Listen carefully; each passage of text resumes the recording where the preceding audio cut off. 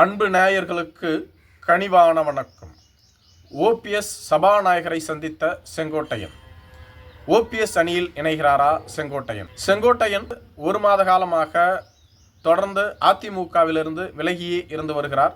எடப்பாடி பழனிசாமியை தவிர்த்து வருகிறார். எடப்பாடி பழனிசாமியின் பெயரை கூட அவர் உச்சரிப்பது இல்லை. காரணம், அதிமுகவை ஒருங்கிணைக்க வேண்டும் என்று நாங்கள் தொடர்ந்து கூறி வருகிறோம். அதிமுக பலவீனமாக உள்ளது. எடப்பாடி பழனிசாமி தன்னை எம்ஜிஆர், ஜெயலலிதா போன்று நினைத்து கொண்டு தன்னால் அதிமுகவை கரையேற்றிவிட முடியும் என்பது போன்று செயல்பட்டு வருகிறார். அது 100% பொய்யான ஒரு எண்ணம். ஏனெனில் எடப்பாடி பழனிசாமியின் தலைமையில் 10 தேர்தல்களை நாங்கள் தொடர்ந்து சந்தித்து விட்டோம். ஒரு தேர்தலில் கூட சொல்லிக்கொள்ளும் அளவிற்கு அதிமுகவால் வெற்றி பெற முடியவில்லை. செல்வி ஜெயலலிதா அவர்களின் காலத்தோடு அதிமுகவினுடைய வெற்றி முடிந்துவிட்டது என்றுதான் நான் கருதுகிறேன். அதற்கு முக்கிய காரணம், அதிமுகவின் முக்கிய தலைவர்கள் யாருமே கட்சியில் இல்லை. அவர்கள் அனைவரும் எடப்பாடி பழனிசாமியால் ஓரம் கட்டப்பட்டு விட்டார்கள். அவர்களை மீண்டும் கட்சிக்குள் கொண்டு வர வேண்டும். அதிமுக என்ற பேர் இயக்கத்தை அழிக்கக்கூடிய பாதையில் எடப்பாடி பழனிசாமி சென்று கொண்டிருக்கிறார். அதனை என்னால் ஏற்றுக்கொள்ள முடியாது. அதிமுக என்ற ஒரு வலிமையான இயக்கத்தை உருவாக்கினார் எம்ஜிஆர் அவர்கள். அதை கட்டுக்கோப்பாகவும் சிறப்பாகவும் வழிநடத்தினார் ஜெயலலிதா அவர்கள். அவர்கள் வழியில் அதிமுகவை மீண்டும் ஒருங்கிணைத்து மிகப்பெரிய இயக்கமாக வழிநடத்தி செல்ல வேண்டும். ஆனால் எடப்பாடி பழனிசாமி இதனை ஏற்க மறுக்கின்றார். 18வது மக்களவைத் தேர்தலின் பொழுதே நான், SP Velumani, Thangamani, CV. Shanmugam, KP. Anbazhagan, Natham Viswanathan என்ற 6 பேரும் சென்று எடப்பாடி பழனிசாமியை சந்தித்து அதிமுகவில் நிலவக்கூடிய உண்மைத்தன்மையை பற்றி தெளிவாக கூறினோம். ஆனால் அவர் ஏற்றுக்கொள்ள மறுத்து வருகிறார். ஓபிஎஸ் சசிகலாவை மீண்டும் கட்சிக்குள் இணைக்கவே மாட்டேன் என்று கூறுகிறார். வட தமிழகத்தில் அதிமுக வலிமையாக உள்ளது என்னவோ உண்மைதான். ஆனால் டெல்டா தென் தமிழகத்தில் அதிமுக வலிமையாக உள்ளதா என்ன?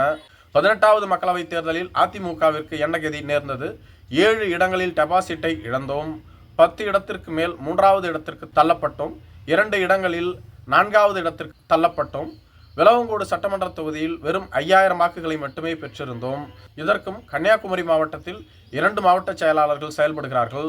அப்படி இருந்தும் நம்மால் டெபாசிட்டை கூட அங்கு பெற முடியவில்லை. இத்தனைக்கும் அதிமுக எதிர்க்கட்சி. இப்படிப்பட்ட சூழ்நிலையில் எடப்பாடி பழனிசாமியை நம்பி மீண்டும் எப்படி நாம் துணிந்து செல்ல முடியும்? அதிமுகவை ஒருங்கிணைப்பதில் அவருக்கு என்ன பிரச்சனை உள்ளது?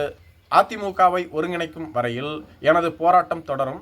அதே சமயத்தில் நான் வேறு கட்சிக்கு சென்றுவிட மாட்டேன். அதிமுகவிலேயே இறுதி வரை இருப்பேன். என்னால் முடிந்த அளவிற்கு போராடுவேன். அதிமுக என்ற பேரியக்கம் அழிந்துவிடக்கூடாது. அது ஒருங்கிணைந்து ஒரு வலிமையான இயக்கமாக மாற வேண்டும். அதிமுக வீழ்ந்து கிடக்கின்றது, பல அணிகளாக உள்ளது. இதனை பயன்படுத்தி கொண்டுதான் திமுக தொடர்ச்சியான வெற்றிகளை குவித்து வருகிறது. மேலும் திமுகவிற்கு வலிமையான கூட்டணியும் உள்ளது. இவற்றை எதையுமே எடப்பாடி பழனிசாமி காதில் வாங்கிக் கொள்வது இல்லை. ஒருவேளை எடப்பாடி பழனிசாமி திமுக வெற்றி பெறட்டும், நாம் தொடர்ந்து எதிர்க்கட்சி தலைவராக இருந்து கொள்ளலாம் என்று எண்ணுகிறாரா என்னவென்று தெரியவில்லை. எதிர்க்கட்சி பதவிக்கும் தற்பொழுது ஆபத்து வந்துள்ளது. தமிழக வெற்றிக் கழகத்தை விஜய் அவர்கள் தொடங்கிவிட்டார். தமிழக வெற்றிக் கழகத்திற்கு மக்கள் மத்தியில் நல்ல செல்வாக்கும் ஆதரவும் உள்ளது.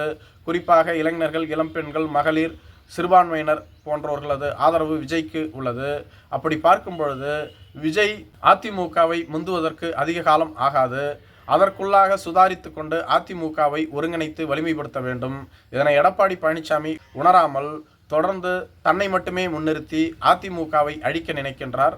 அதிமுக தொண்டர்கள் எடப்பாடி பழனிசாமியை ஏற்றுக்கொள்ளவில்லை என்பது பல்வேறு காலகட்டங்களில் நிரூபணமாகியுள்ளது. தொடர்ந்து 2 இடைத்தேர்தல்களை எதிர்க்கட்சி புறக்கணிப்பது வேதனையாக உள்ளது. அதிலும் கொங்கு பகுதி அதிமுகவின் கோட்டை. அங்கே கூட எடப்பாடி பழனிசாமி இடைத்தேர்தலை புறக்கணிப்பதை ஏற்றுக்கொள்ள முடியவில்லை. தோற்றாலும் வெற்றி பெற்றாலும் ஒரு எதிர்க்கட்சி ஜனநாயக முறையில் இடைத்தேர்தலை எதிர்கொண்டிருக்க வேண்டும். ஆனால் எடப்பாடி பழனிசாமி தோல்வி பயத்தால் எதிர்கொள்ள மறுத்துவிட்டார். இவை அனைத்திற்கும் என்ன காரணம்? எடப்பாடி பழனிசாமியிடம் வலிமையான தலைமை பண்பு இல்லை என்பதையே காட்டுகிறது. தொடர்ந்து பொதுக்குழு, செயற்குழு, மாவட்ட செயலாளர்கள் என அனைவரையும் காசு கொடுத்து தனது கட்டுப்பாட்டிற்குள் வைத்து கொண்டிருக்கிறார். இது நெடுங்காலத்திற்கு நிலைக்காது என்பதுதான் எனது கருத்து. அதிமுகவை ஒருங்கிணைக்க வேண்டும். ஓபிஎஸ், சசிகலா போன்றவர்களை மீண்டும் கட்சிக்குள் கொண்டு வர வேண்டும். ஒருங்கிணைந்த அதிமுகவால் மட்டுமே வலிமையான திமுகவை வீழ்த்த முடியும் என செங்கோட்டையன் அவர்கள் குறிப்பிடுகிறார். நன்றி.